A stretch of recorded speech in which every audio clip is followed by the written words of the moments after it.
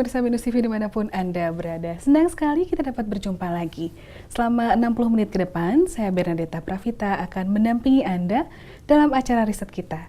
Sebuah acara yang mengulas tentang hasil-hasil penelitian yang dilakukan oleh dosen-dosen di jurusan Marketing Communication Universitas Bina Nusantara.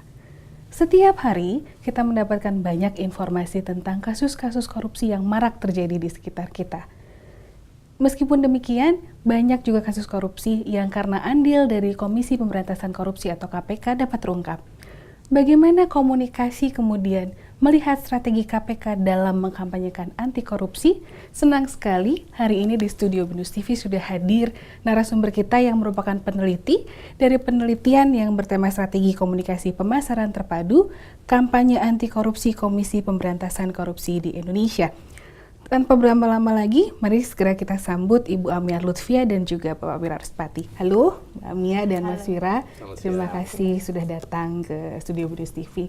Oke, temanya adalah strategi komunikasi pemasaran terpadu kampanye anti korupsi Komisi Pemberantasan Korupsi Indonesia atau yang lebih sering kita dengar dengan KPK. Mengapa kemudian yang dilihat adalah strategi komunikasi pemasaran terpadu? Bagaimana komunikasi kemudian melihat kampanye yang dilakukan oleh KPK dari sisi IMC-nya terutama? Memang komunikasi pemasaran terpadu merupakan bagian dari keseluruhan keilmuan ilmu komunikasi. Kebetulan karena selama ini orang lebih banyak melihat seberapa banyak sih koruptor yang ditangkap. Nah, kemudian sudah di ujung akhir. Tapi sebenarnya kerja KPK itu bukan hanya nangkepin koruptor-koruptor itu, tapi mereka justru mulai bekerja mulai dari hulunya, dari sisi pencegahan korupsinya, di mana sebenarnya mereka ingin menanamkan nilai-nilai anti korupsi. Nah, cara KPK menanamkan nilai-nilai anti korupsi salah satunya dengan menggunakan kampanye atau kalau dalam bahasa komunikasinya komunikasi pemasaran terpadu.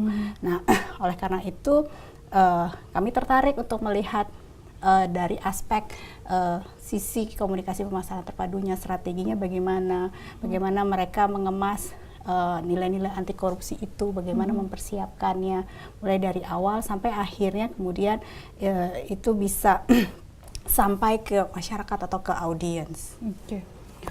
Mas Wira, kenapa harus KPK? Apakah karena dia satu-satunya lembaga yang memberantas korupsi, satu lembaga yang menyuarakan dengan lantang bahwa kita harus anti korupsi? Kenapa harus KPK? Ya karena memang tugas pokok dan fungsi KPK ranahnya di situ. Tapi yang memang menarik dari awal adalah selama ini kan stigma dari kita, even di akademisi ataupun di dunia praktis itu kan IMC itu diterapkan di dunia komersil, corporate, which is produknya itu outputnya memang tangible. Sementara yang sebenarnya maksud kami sebenarnya kan IMC itu kan juga bisa diaplikasikan untuk yang sifatnya layanan jasa untuk publik. Kita juga pernah mendengar terminologi social marketing. Artinya sebenarnya bagaimana public awareness itu juga adalah bentuk kegiatan yang perlu dipasarkan kepada masyarakat agar muncul brand awareness tadi. Dalam hal ini brandnya bukan dalam bentuk produk fisik tapi merupakan kesadaran. Jadi itu juga akan menjadi pengayaan buat kita juga ya sebagai materi perkuliahan IMC, begitu juga para stakeholder ataupun dunia praktisi di luar sana. Bagaimana kalau menurut Mbak Ami, kenapa harus KPK yang kita lihat? Justru menariknya kalau kita lihat dari sisi keilmuan komunikasi, ilmu komunikasi dan khususnya komunikasi pemasaran terpadu, seperti yang sudah dinyatakan oleh Pak Wira tadi, selama ini kan produk, top, corporate dan sebagainya. Tapi ini KPK ide atau nilai-nilai yang mereka kampanyekan itu nilai-nilai anti korupsi. Ada 9 nilai anti korupsi yang ingin mereka kampanyekan, sehingga itu semakin menarik buat kami karena kami ingin melihat bagaimana caranya, dan kemudian mudah-mudahan kami bisa memberi kontribusi untuk perbaikan ke depannya untuk strategi kampanye mereka. Dari 9 nilai anti korupsi itu, mana yang lebih kelihatan yang selalu dikerjakan oleh KPK? Jadi dari 9 itu, nomor berapa yang selalu dilakukan oleh KPK, baik secara sadar maupun tidak sadar? Memang ada 9, jujur, seperti Pak Wira ya. Berani, jujur, berani, adil, adil, tanggung jawab, disiplin, dan masih banyak lagi. Ada 9 totalnya ya. 9. Memang mereka fokus dulu di jujur, karena menurut mereka dan diskusi mereka dengan lembaga-lembaga pemerintah lainnya, mereka mau fokus di jujur dulu. Jadi memang sampai sehari ini pun kampanyenya masih diutamakan yang jujur. Jadi memang yang nomor pertama, satu. yang nomor satu. Ya. Oke. Kalau dari sisi IMC-nya sendiri, KPK itu prinsip-prinsip KPK dalam mengkampanyekan anti korupsi itu dilihat dari prinsipnya IMC yang mana, Mbak? Semua prinsip terpenuhi ya. Yang pertama tailor made, bahwa disesuaikan dengan kondisi masyarakatnya, situasi komunitasnya, kemudian kelompok umurnya, gitu kan. Seperti memang kelompok umur mereka mulai dari balita ya, Betul. Balita sampai dewasa. Jadi untuk balita mereka bekerja sama dengan bagian divisi pendidikan. Masuk ke PAUD, ke TK, mereka membuat buku-buku ya Pak Wira ya. Betul. Mungkin Pak Wira bisa cerita lebih banyak. Iya, jadi menyambung dari pertanyaan Mbak Dera tadi kan sebenarnya menarik. Jawabannya itu ada di spanduk-spanduk besar KPK ya, di stikernya, semua alat peraga ataupun alat-alat gimmick-gimmick marketingnya, yaitu jujur, berani, dan adil kan. Dari 9 itu yang menjadi prioritas pertama, yang jujur, berani, adil dari Jupe Mandi Tangker Seberdil. Jujur, berani, mandiri, disiplin, tanggung jawab, kerja keras, sederhana, dan adil. Karena memang mereka harus fokus. Prinsipnya kan seperti itu. Kemudian lari ke customer oriented sama tailor made. Artinya dari sekian banyak strategi project-project yang diemban KPK, dia harus memperhatikan segmen yang dibidik. Tadi Mbak Ame sudah menyebutkan untuk usia dini fokusnya ke pencegahan, which is mulai dari pembenahan kurikulum dulu, karena bagaimanapun juga pendidikan anti korupsi itu harus masuk ke sekolah, seperti itu. Ketika sudah masuk ke segmen usia remaja dan dewasa, maka kegiatan-kegiatannya sudah disesuaikan dengan karakteristik audiens remaja, seperti kegiatan youth camp, dan kemudian mulailah kampanye dalam bentuk media yang mainstream seperti advertising dan segala macam. Dan levelnya juga sudah dari brand awareness, sudah mulai memaintain brand ke arah loyalty lah. Bagaimana caranya supaya dari sadar mereka ada upaya untuk merubah perilaku dalam kehidupan sehari-hari. Oke. Mengubah perilaku, bicara tentang mengubah perilaku, dan yang dia dengung-dengungkan yang paling besar adalah jujur, berani, dan adil tadi. Memang konsepnya akan disesuaikan dengan kemana mereka akan menjalankan atau kemana mereka akan bergerak dari kampanye ini. Kalau tadi untuk target balita, berarti kita masuk ke PAUD. Apakah kemudian tim Mbak Ami dan Mas Wira ketika ke KPK sempat menanyakan tentang kendala mereka masuk untuk usia yang lebih lanjut? Jadi kalau balita kita bicara tentang pencegahan gitu dengan cerita yang macam-macam. Kalau youth camp lain lagi. Kalau di usia-usia yang sudah banyak denial, sudah melihat lebih banyak kenyataannya, kok tidak seperti apa yang dibicarakan. Mereka punya strategi tertentu nggak untuk tetap mengkampanyekan anti korupsi ini?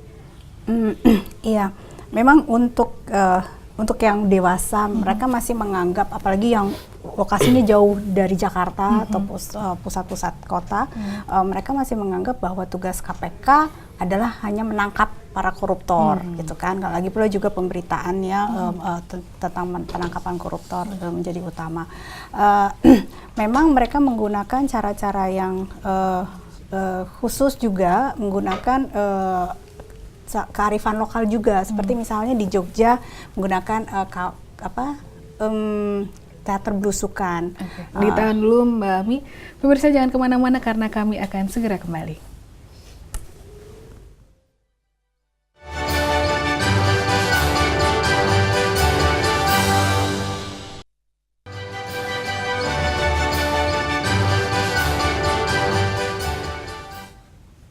Terima kasih pemirsa, karena Anda tetap setia menyaksikan riset kita. Mbak Ami, tadi kita melanjutkan tentang kearifan lokal.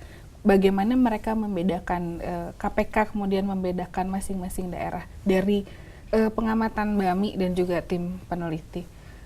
Daerah mana yang sebetulnya punya keunikan yang paling menonjol dan yang paling bisa mengadopsi kampanye ini dengan cukup baik? Dua daerah ya yang banyak inisiatifnya, Yogyakarta dan Bandung menurut KPK, bahwa terutama di Yogyakarta mereka kelompok-kelompok masyarakatnya itu kreatif dan punya kesenian-kesenian lokal yang mereka bisa dimanfaatkan, dan mereka sangat appreciate ya, sangat senang, dan kemudian bagusnya adalah mereka melanjutkan sendiri. Mereka melanjutkan sendiri, kampanye sendiri, dan Bandung juga begitu. Bandung terutama pemuda-pemudanya, mereka membentuk komunitas anti korupsi sendiri, kemudian mereka bikin website anti korupsi, dan kemudian mereka berinisiatif datang ke SMA ya, kelompok-kelompok pemuda mahasiswa ini datang ke SMA untuk mengkampanyekan nilai-nilai anti korupsi ini. Nah, KPK sih ingin ya seluruh daerah di Indonesia seperti di dua daerah ini, tapi memang ya ini kan prosesnya masih panjang ya untuk melanjutkan kampanye nilai anti korupsi, termasuk kita juga sebetulnya harus ya sebaiknya mengkampanyekan nilai-nilai anti korupsi ini. Oke, Mas Fira, mengubah perilaku. Nah, dari yang KPK sudah kunjungi dan dari yang diamati oleh tim peneliti sendiri, sejauh mana sih kampanye ini bisa mengubah perilaku? Kita mungkin tidak bicara dulu tentang sosial marketingnya sampai mengubah perilaku, mengubah persepsi mereka tentang KPK mampu setidaknya membela sesuatu yang harusnya memang benar gitu. Sejauh mana kampanye anti korupsi KPK ini bisa mengubah persepsi orang tentang, kita masih punya harapan loh bahwa korupsi ini bisa diberantas? Iya, sebenarnya ada kabar bagusnya ya, bahwasanya dari survei sederhana yang dilakukan KPK itu menunjukkan rata-rata tingkat pengetahuan dari remaja, pelajar dalam hal ini, dan juga masyarakat dalam survei menurut mereka, kita diberikan data-datanya bahwasanya rata-rata orang sudah aware. Korupsi itu merupakan sumber utama yang merusak tatanan kehidupan pemerintahan, kehidupan berbangsa dan bernegara. Hanya saja dalam praktek kehidupan sehari-hari, hal-hal yang seperti berbau kejujuran, disiplin, itu masih dalam implementasinya masih jauh dari harapan. Budaya kita memang budaya yang luhur ya, tapi ternyata semakin kesini, sering dengan modernisasi dan dinamika kehidupan yang semakin pelik, ternyata semakin rentan kita sama hal yang berbau korupsi dan lain sebagainya. Jadi memang kalau untuk proses menuju perubahan perilaku itu bisa kita katakan belum sepenuhnya berhasil. Tapi setidaknya the good news is awareness itu sudah ada. Karena KPK memang sebenarnya cuma fokus kepada upaya-upaya awareness dulu. Jadi ibaratnya dia akan mulai dari tingkat pendidikan anak-anak usia dini. Karena untuk memutus suatu generasi di mana sekarang kita masih lihat di sekeliling kita dalam segala bentuk aspek pemerintahan, kebijakan, kita masih banyak disuguhi oleh headline berita-berita yang marak dengan penangkapan pemimpin kita, politisi kita, itu memang masih butuh proses waktu. Jadi sebenarnya upaya KPK ketika dia melakukan tindakan yang ditampilkan di layar televisi itu punya maksud dan tujuan adalah untuk menimbulkan efek jerah dulu. Karena memang sekarang untuk menghentikan itu memang harus dimunculkan kejeraannya dulu dengan punishment, dengan hukuman, dan dengan expose yang luar biasa di media. Namun sebenarnya KPK menyadari untuk memutus mata rantai ini harus dimulai dari awareness dulu, dimulai dari usia dini, sehingga mungkin prosesnya akan memakan usia tahunan. Dan ingat, KPK adalah lembaga negara yang secara APBN tidak memiliki dana besar, dan lembaga negara di Indonesia sekarang tidak boleh menerima bantuan dari asing, karena kita diwajibkan untuk mandiri dari kepentingan asing. Sehingga tadi Mbak Amia sudah menceritakan kegiatan KPK apa bentuk-bentuknya, media campaign di media massa ataupun di media offline itu dananya terbatas sehingga memang betul-betul mengandalkan para kelompok masyarakat penggiat-penggiat anti korupsi. Jadi ibaratnya misalnya kayak buku cerita anak-anak, KPK tidak punya uang untuk membayar orang membeli hak cipta terhadap karya tulisan. Jadi dia memfasilitasi para penulis yang punya concern sama cerita anak-anak, kemudian diambil hak ciptanya tanpa harus membayar dan kemudian dicetak dalam sebuah buku tanpa ada sirkulasi atau oplas seperti halnya buku komersial, tapi langsung disebarluaskan tanpa mengenakan biaya Ya, gratis ya. Gitu. Jadi semua pihak terbuka tanpa harus beli lisensi untuk memperbanyak silahkan. Karena memang muatannya nilainya kan memang untuk anti korupsi. Menyambung dari dana yang terbatas yang dimiliki KPK untuk melakukan kampanye secara masif dan besar-besaran, justru dengan pemberitaan di media massa itu menjadi salah satu strategi komunikasi pemasaran terpadunya, strategi kampanyenya jadi bagian dari PR.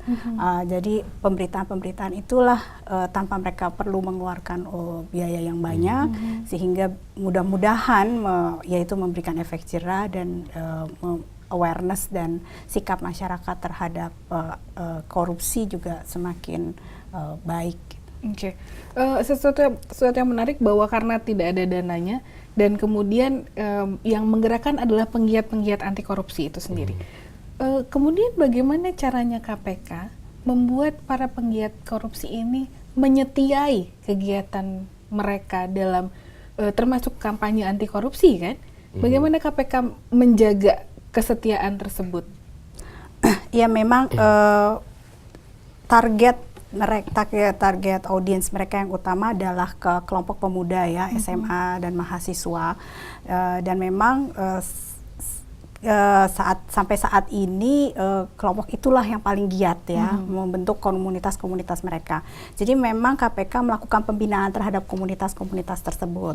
Jadi ketika sebaiknya adalah memang ketika misalnya Mbak Deta punya komunitas anti korupsi di BINUS gitu, segera lapor ke KPK, kasih tahu, atau tidak-tidaknya kontak melalui portal mereka ACCH gitu kan, bahwa kami punya komunitas gitu kan. Nanti mereka fasilitasi untuk misalnya seminar, training dan selanjutnya, dan mereka juga ada saling berusaha kontak menghubungkan satu komunitas dengan komunitas yang lain.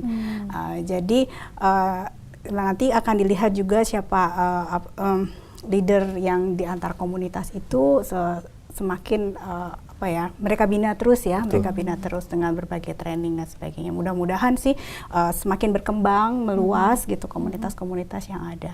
Terus jadi pembinaan komunitas salah satu cara utama ya, strategi utama untuk Anda bisa lihat sendiri pendekatan yang baik, komunikasi yang baik yang dijalankan oleh KPK membuat mereka adalah menjadi orang yang pertama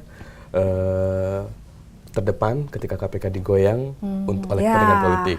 Kita tahu cicak dan buaya lahir dari mana, dan kemudian gerakan-gerakan di sosial media seperti Facebook dan Twitter semua membela KPK dengan ribuan follower, ribuan dukungan yang masif, tanpa ada energi besar yang harus dikeluarkan KPK. Ketika mereka, kita katakan dalam tanda kutip, tersandra oleh kepentingan politik seperti itu. Tapi itu memang seperti pembelaan masyarakat tentang cicak dan buaya gitu.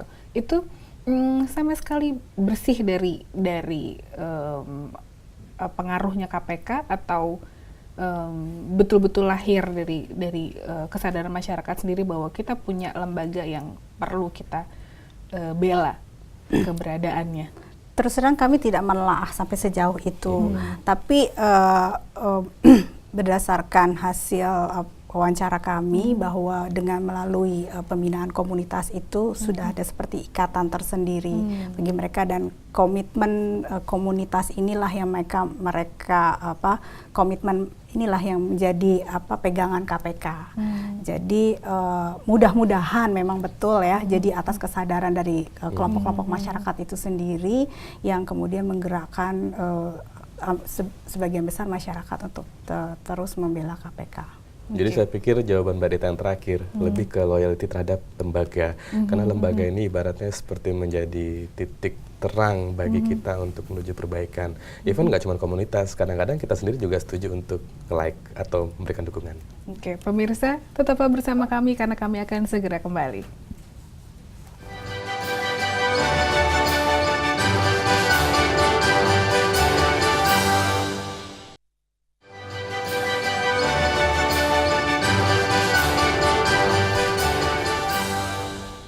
Terima kasih pemirsa karena Anda tetap setia menyaksikan riset kita. Mbak Ami dan Mas Wira, kita kembali lagi ke kenapa memilihnya dari komunikasinya adalah IMC. Padahal yang kita lihat adalah lembaga negara, yang notabene adalah lembaga negara anti korupsi, yang tidak kelihatan produknya, bahwa ini adalah sebuah jasa. Kemudian kenapa yang dipakai adalah IMC? Oke, memang justru itu yang bikin kita menarik kan selama ini yang dipromosikan atau dikampanyekan atau menggunakan alat-alat komunikasi pemasaran terpadu dengan sinergi adalah produk gitu kan. Nah ini kita juga nyari-nyari di literatur apa sih produknya gitu kan.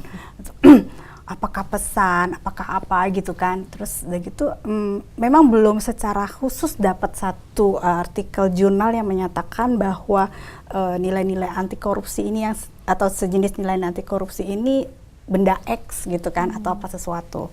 Akhirnya memang secara dari hasil diskusi, oke lah kita masukkan ini sebagai ide. Jadi produknya walaupun ini belum bisa kita memang belum diterbitkan ke satu jurnal bahwa produk ide sebagai produk ini akan diakui atau tidak. Jadi nah itu dia. Jadi kita juga mencari bahwa belum ketemu nih celahnya, mungkin kalau misalnya ada peneliti lain yang memberikan masukan bahwa oh ide ini memang udah ada loh literaturnya dan sebagainya. Jadi kita ide yang disebarluaskan yaitu nilai-nilai anti korupsi ini yang menjadi tanda kutip produknya yang di-IMC-kan ya, yang dikampanyekan ini. Oke, Mas Wira, apakah kekuatan dari lembaga KPK ini hanya pada kampanye anti korupsinya? Apakah dia tidak punya kekuatan lain untuk dijual dalam arti dalam koridor sosial marketing? Jadi tidak hanya awareness-nya bukan hanya jujur, berani, dan adil saja, tapi ada sesuatu yang lain seperti yang mereka juga sudah lakukan selama ini, jadi membina komunitas-komunitas itu sehingga secara tidak sadar mereka juga punya keterikatan tersendiri dan menjadi loyal. Ada sesuatu yang lain nggak yang bisa dilihat bahwa KPK juga punya produk lain loh selain kampanye anti korupsi ini? Oke. Outputnya memang awareness ya, tapi sebenarnya kalau awareness itu bisa terbentuk dan terjaga dengan baik, maka kalau IMC ini kan sebenarnya membuat strategi pemasaran terpadu dan kemudian profit taking yang sebesar-besarnya. Kalau kita terjemahkan ke dalam produk outputnya KPK, maka profit takingnya adalah tatanan kehidupan bangsa negara yang bersih sehingga pembangunan bisa adil dan merata dan maksimal. Itu sebenarnya yang dijanjikan ketika kita mau berupaya dari dini mengikis nilai-nilai yang bertentangan dengan jujur, adil, dan berani tadi dan sisanya 6 tadi ya. Nah, yang kedua keuntungan adalah ketika IMC atau komunikasi pemasaran terpadu tidak hanya bisa diterapkan oleh profesional corporate, tapi juga bisa diterapkan di lembaga pemerintahan atau public service lainnya, maka good governance itu akan terbentuk. Ketika good governance terbentuk, maka tidak ada lagi carut marut atau tindakan-tindakan korupsi atau tindakan kriminal yang terjadi di Indonesia, sehingga ya usaha kita kan pengen hidup sejahtera dan aman dan damai dong ya, sehingga ketika KPK itu berhasil bisa ditularkan ke lembaga-lembaga pemerintahan lainnya. KPK telah menjadi contoh dan setiap tahun sekarang KPK sudah melakukan survei terhadap kinerja performa lembaga-lembaga negara yang lainnya. KPK sudah berusaha untuk mensinergikan semua kegiatan pemasaran dalam hal ini, misalnya kalau Departemen Agama kayak kegiatan produknya itu pembinaan dan naik haji, Departemen Pendidikan, pembenahan sistem pendidikan, Parekraf, dan lain sebagainya ya, mempromosikan wisata. Itu kan sebenarnya mereka punya produk masing-masing. Tapi gimana caranya mereka ketika membuat sebuah strategi pemasaran itu bisa seperti KPK yang sudah menerapkan prinsip-prinsip IMC. Terpadu, ada sinergi antara kegiatan penyuluhan, komunikasi melalui website pemerintahan yang sekarang sedang dikembangkan, dan kemudian layanan publik ketika harus bertatapan dengan masyarakat. Semuanya sinergi, seperti halnya prinsip-prinsip marketing tools yang ada di IMC, di mana ada upaya untuk penyatuan. Kalau sudah padu, terukur efektivitasnya, otomatis kan hasilnya maksimal, outputnya maksimal. Jadi project pilot project buat lembaga negara yang sekarang kita insya Allah sedang berbenah menuju good governance. Ya, dan memang selain sudah padu juga menggunakan semua alat-alat komunikasi pemasaran terpadunya, walaupun memang ada yang lebih banyak, ada yang lebih sedikit gitu kan. Nah, mereka sudah satu suara, artinya one voice gitu yang dikeluarkan, sama-sama hanya jujur. Berani jujur hebat. Jadi konteksnya semua pesan utamanya adalah jujur ini. Semua mulai penyuluhannya ke usia dini sampai di TV sampai film semuanya kalau diperhatikan eventnya dan training-trainingnya itu semua untuk nilai anti korupsi yang jujur. Oke. Kalau dilihat lagi sebenarnya alat-alat ukur seperti apa gitu yang dilakukan, yang dimiliki oleh KPK, karena kemudian dia jadi punya standar gitu bahwa seperti yang tadi dikatakan oleh Mas Viral, departemen agama tuh bagus kalau seperti ini, departemen pemerintahan yang lain tuh bagus kalau seperti ini. Sebenarnya KPK sendiri mendapatkan tolok ukur itu dari mana? Gini, untuk lembaga pemerintahan mereka mengukur survei integritas, artinya untuk tujuan good governance. Nah, tapi di dalam survei integritas itu belum mengukur nilai-nilai anti korupsinya. Tapi bagaimana mereka menjalankan pemerintahan dengan benar, dengan jujur gitu kan. Nah, kemudian untuk masyarakat luas survei persepsi anti korupsi waktu itu yang dilaksanakan oleh Transparansi Internasional untuk pemuda, seperti apa itu persepsi. Nah, khusus untuk nilai-nilai anti korupsinya saja memang KPK belum menjalankan.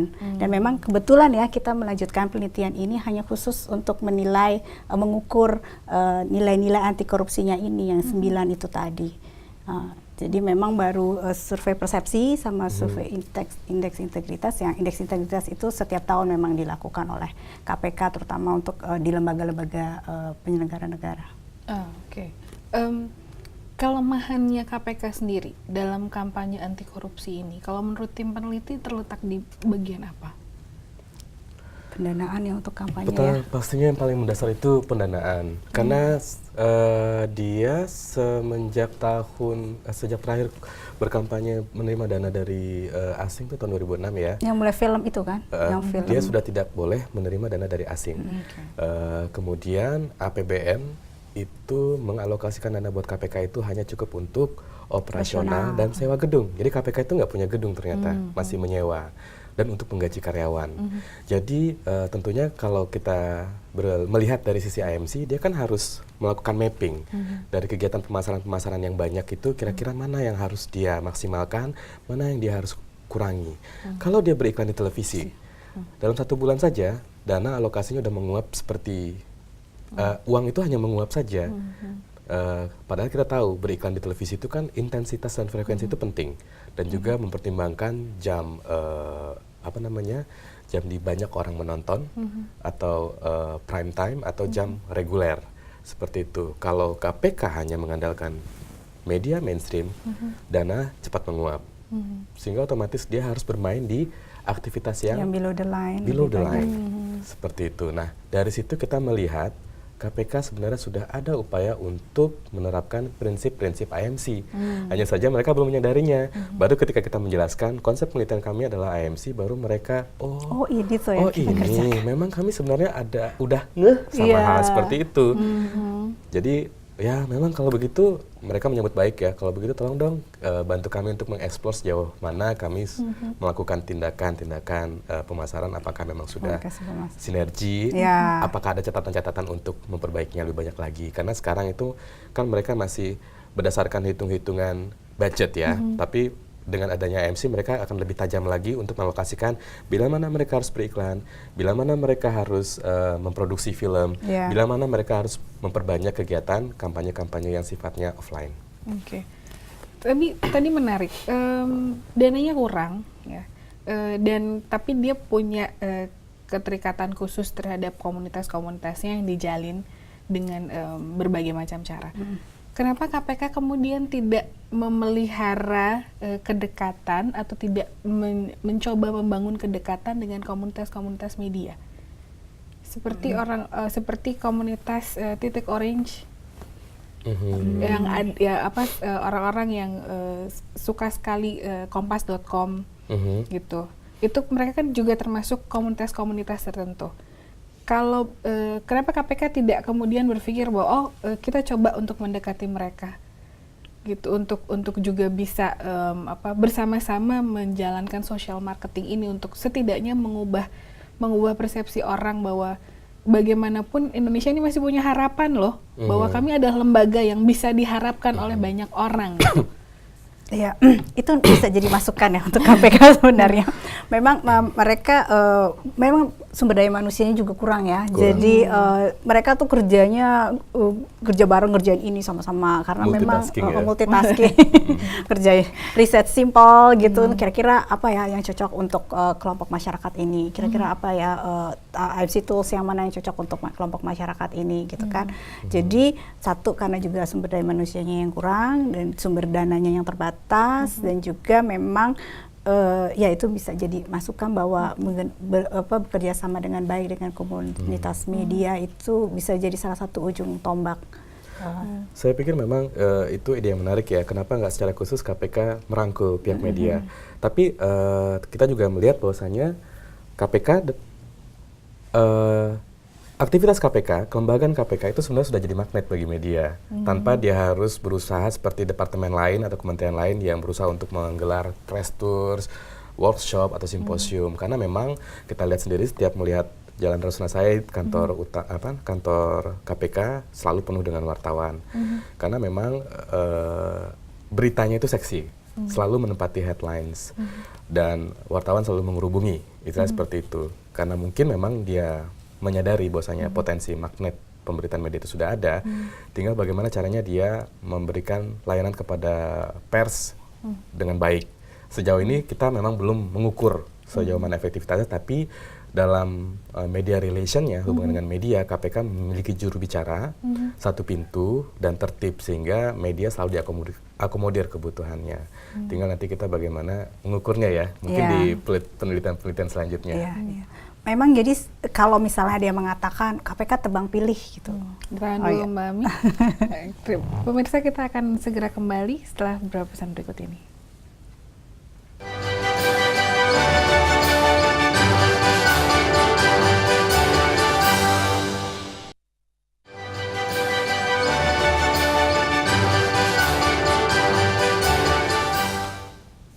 Terima kasih pemirsa karena Anda tetap setia menyaksikan riset kita. Mbak Ami, kemudian dari strategi anti korupsi yang dilakukan oleh KPK, Mbak Ami sendiri sebagai peneliti punya kesan apa sih terhadap KPK? Kesan KPK perlu dibantu, terutama ya dari kita semua untuk membantu kampanyekan nilai-nilai anti korupsi yang jujur aja dulu. Menyambung, jadi memang menyambung tadi dari jawabannya Pak Wira bahwa dengan pemberitaan itu sebenarnya adalah bagian dari bentuk PR-ing mereka, ya kan, pemberitaan itu dengan kalau ada yang mengatakan bahwa KPK kok tebang pilih, memang sengaja tebang pilih, dicari kasus yang paling seksi, yang bakal semua wartawan datang ngumpul 24 jam nongkrong di situ gitu kan, seluruh media jadikan headline dan sebagainya, karena itu tadi berkaitan dengan pendanaan yang kurang, kemudian sumber daya yang kurang. Jadi gimana nih cara pencegahan yang paling efektif dan gaungnya paling besar, yaitu tadi pemberitaan penangkapan para koruptor tersebut. Jadi memang dicari koruptor-koruptor yang seksi lah gitu. Dan kesan pertama berlanjut dengan kesan memang perlu dibantu untuk mengkampanyekan. Jadi semua kelompok masyarakat dari kita semua, dari sehari-hari, apalagi kita sama dosen gitu kan, dari nilai jujur itu dulu deh gitu kan, jujur. Terutama memang dari penelitian kami selanjutnya ya, sampelnya mahasiswa, kemudian untuk pengetahuannya sih kita mengukur sikap ya terhadap nilai anti korupsi. Sikap itu kognitif, afeksi, sama konasi atau behavior. Pengetahuan udah cukup baik. Kemudian sikap menyetujui atau tidak dan sebagainya terhadap tindakan-tindakan anti korupsi sudah mending. Tapi ketika pelaksanaan gitu kan, banyak pengaruh-pengaruh lingkungan yang dalam melaksanakan tindakan kejujuran itu. Yang kecil-kecil aja, jangan mencontek deh. Yeah. Terus kemudian kayak sekarang itu yang lucunya, saya baru baca beberapa harian surat kabar seperti umpamanya di KUA, penghulu mendapat transportasi dari pasangan yang dinikahkan. Itu nggak boleh sebenarnya karena gratifikasi. Jadi mulailah dari hal-hal yang kecil. Tapi bukankah ini bukankah kemudian itu dinilai sebagai gratifikasi? Tapi bukankah masyarakat Indonesia kebanyakan kemudian melihat itu sebagai kan ada sebagai nilai kemanusiaan ya? Kan dia datang juga butuh transportasi, dia butuh sesuatu yang lain. Apakah sesuatu yang datang dari niat yang tulus dan baik kemudian juga dianggap sebagai gratifikasi? Nah, makanya itu berangkat dari kita mau menelusuri atau mengkajinya lebih jauh nggak? Jangan lupa para penghulu itu sudah digaji, ya kan, seperti itu. Kayak umpamanya kita dosen, kita tidak bisa menerima hadiah dari mahasiswa kita, misalnya seperti itu. Karena kenapa? Hadiah meskipun itu keluar dari dari niat baik ya, sebagai bentuk rasa appreciate atau penghormatan, tapi jangan lupa ada hal-hal profesionalitas kita yang bisa terpengaruhi karenanya. Misalnya saat memberikan nilai, kita akan terpengaruh secara emosional. Itu yang makanya yang ingin ditekankan oleh KPK. KPK sudah melakukan itu, karena kan dia harus menjadi contoh. Dan kemudian bagaimana kita mau memperkaya knowledge kita dengan apa aja sih tindakan-tindakan yang masuk ke dalam ranah korupsi. Karena KPK itu sekarang menerima laporan itu ribuan sekali jumlahnya.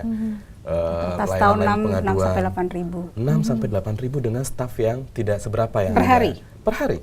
Hanya ratusan ya. Per tahun 6 sampai 8 ribu, tapi kalau jadi mereka kepayahan untuk menghandle itu semua. Kalau kita seandainya bisa milah-milah, ternyata ini belum masuk ke ranah korupsi, ini sudah masuk ke ranah korupsi, otomatis kan kita secara benar, secara sadar bisa memfollow up-nya ke KPK karena ini sudah benar nih tracknya. Jadi kita secara langsung juga membantu beban KPK dan dalam satu sisi juga kita berusaha untuk memutus mata rantai itu dengan memulai dari diri kita sendiri untuk bersikap jujur, berani, adil, dan 6 nilai dari 9 nilai anti korupsi itu.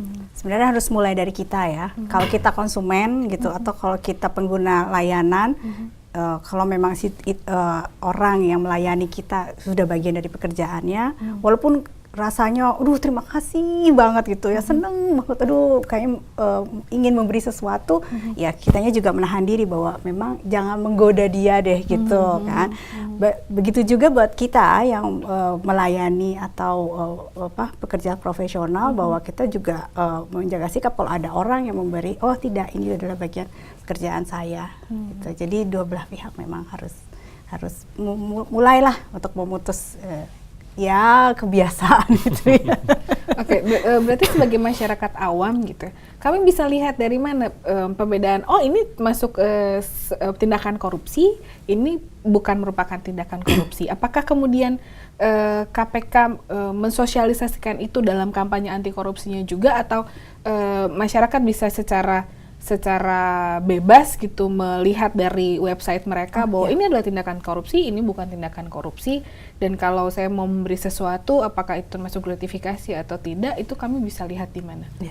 Kalau untuk penyelenggara negara, KPK selalu menyelenggarakan training secara khusus ya buat lembaga-lembaga negara. Tapi kalau masyarakat umum bisa melihat portal ACCH yang sudah dibuat komprehensif oleh KPK. Jadi kita bisa melihat apakah yang saya lakukan ini bentuk penyuapan atau bukan. Karena kan sekarang yang menyuap dan yang disuap juga sama-sama ditangkap kan. Nah ya, jadi bisa lihat ke portal ACCH KPK. Ke portal ACCH KPK. Menerima karangan bunga atau parcel lebaran apakah boleh?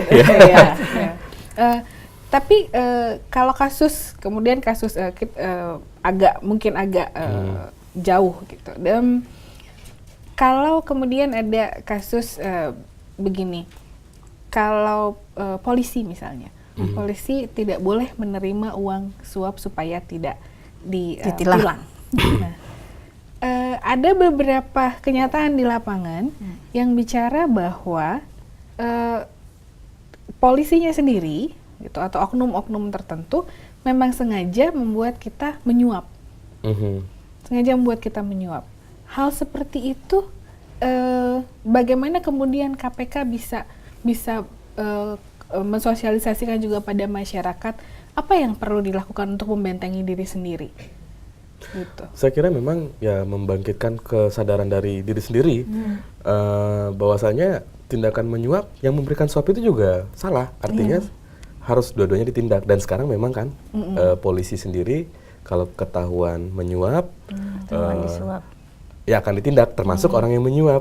Jadi dua-duanya akan kena. Tapi kan masalahnya kalau untuk urusan suap menyuap itu kan KPK dia akan menindak berdasarkan nilai nominal kan, ada ketentuannya, sehingga tidak semuanya nanti itu akan diekspos. Jadi itu lebih banyak ke kampanye-kampanye yang sifatnya reguler dan masif. Tapi kalau yang kampanye-kampanye besar, selebritis, itu dilihat dari sisi public figure-nya. Pemerintah, tokoh-tokoh itu dilihat dari tanggung jawab dan fungsinya, karena dia mencederai kewajiban moral dia sebagai aparat dan pejabat negara. Seperti itu. Jadi ya intinya bagaimana caranya kita semua mulai dari diri sendiri supaya semua peluang yang membuka kita untuk bersikap tidak adil dan korupsi itu kita hentikan. Oke. Dan mudah-mudahan KPK tidak salah tangkap ya. Kemudian itu menjadi sesuatu yang juga perlu dikhawatirkan kalau ternyata mereka tidak merunut sesuatu atau tidak merunut kasus secara sinergi sehingga salah tangkap dan termasuk salah dikejar-kejar. Kalau ada yang salah dikejar-kejar, itu jadi kasus KPK juga yang kemudian menurunkan kepercayaan masyarakat terhadap kompetensi mereka sebagai lembaga, sebagai satu-satunya lembaga yang sekarang di Indonesia mungkin masih bisa dipercaya dan diharapkan. Mudah-mudahan ya. Oke, terima kasih Mbak Ami dan Mas Wira untuk bagi-bagi hasil penelitiannya untuk sharingnya pada hari ini. Pemirsa, mari kita bantu KPK dengan mulai dari diri kita sendiri. Terima kasih untuk pemirsa karena selalu menyaksikan acara BINUS TV, terutama riset kita, dan tetap saksikan kami di www.binus.tv. Kritik dan saran tetap kami sampaikan melalui email @binus.tv. Saya Bernadetta Pravita beserta seluruh kru BINUS TV yang bertugas mengucapkan terima kasih atas perhatian Anda. Sampai jumpa di riset kita selanjutnya.